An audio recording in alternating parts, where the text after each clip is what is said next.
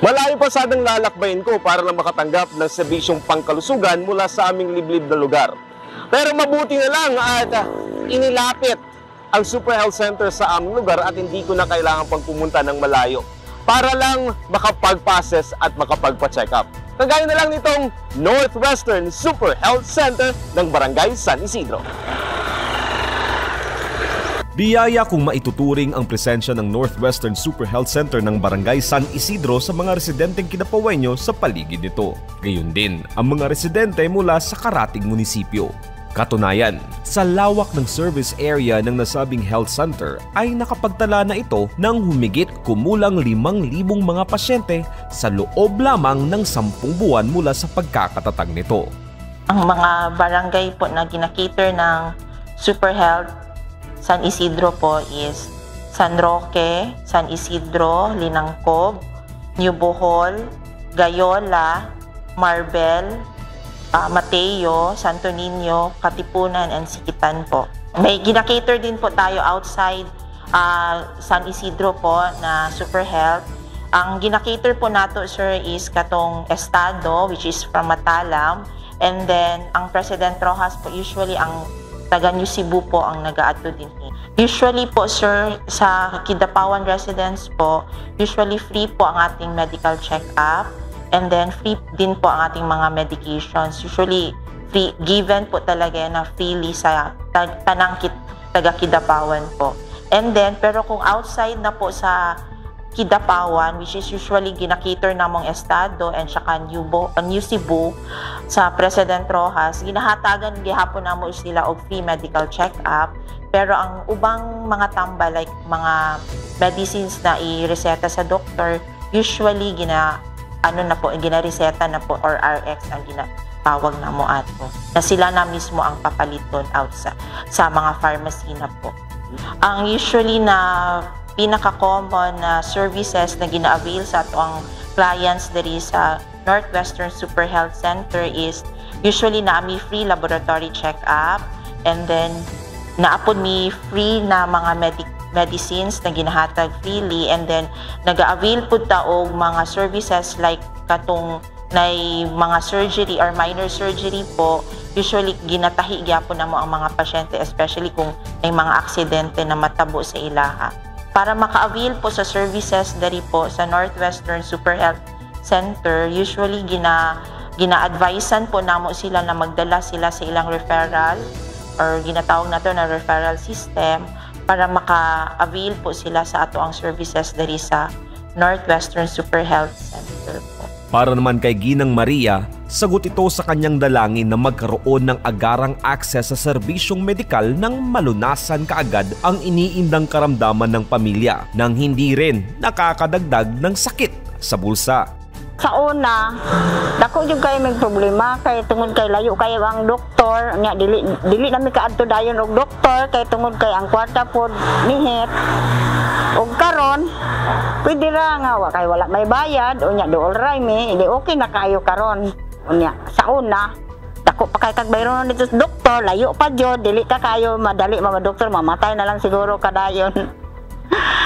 Ang pasyente kay dili man dali-dali matug doktor.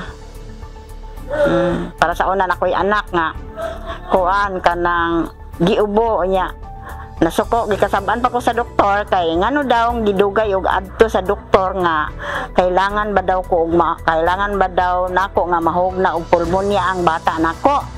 Nya ingon ko dok wala man gud mi kwarta dok kaduha layo kaayo diri ang doktor.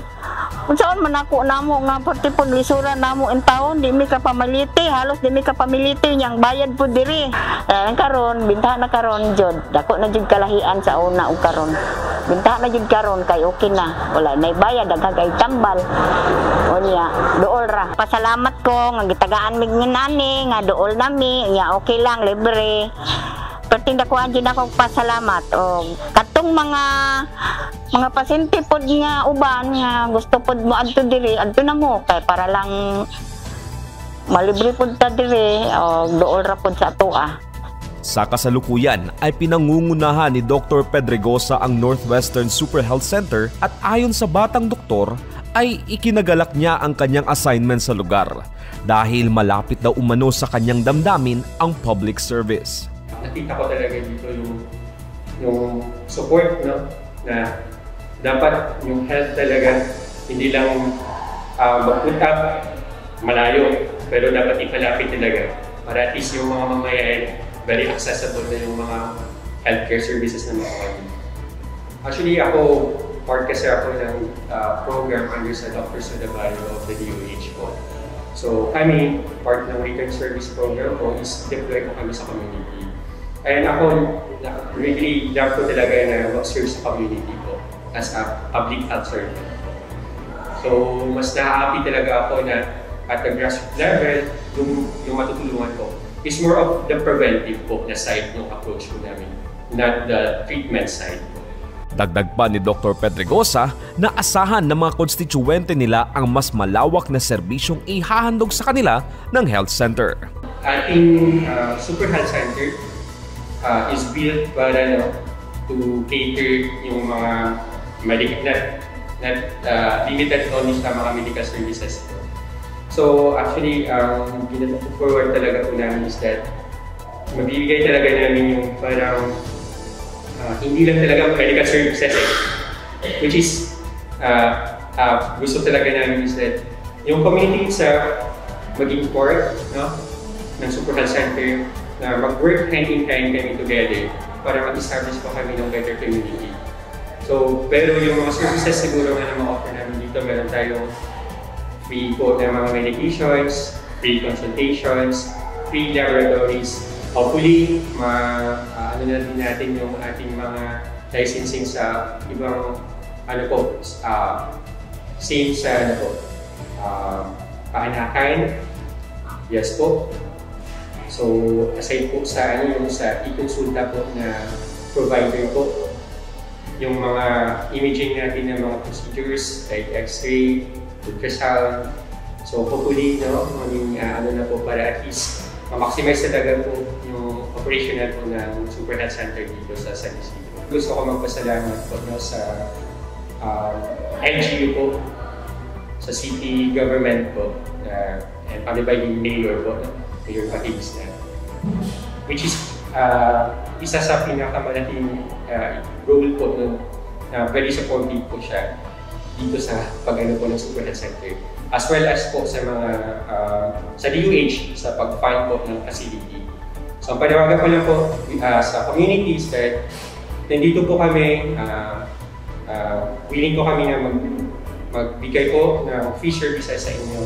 Yung sa amin na po, yung kooperasyon, punta po kayo dito, very free po ang lahat, and gusto lang talaga namin na ibigay lahat ng servisyo na walang walang pinipili, regardless mo kung ano yung mga positions po ninyo o yung status nyo sa buhay. Layo ng lokal na pamahalaan ng Kidapawan na mapaglingkuran at maiabot sa bawat mamamayan nito ang libre at dekalidad na serbisyong pangkalusugan para sa ikauunlad ng lipunan. Para sa CIO News, Balitang Pangkalusugan, ako si Von Clark Herrera ng City Information Office.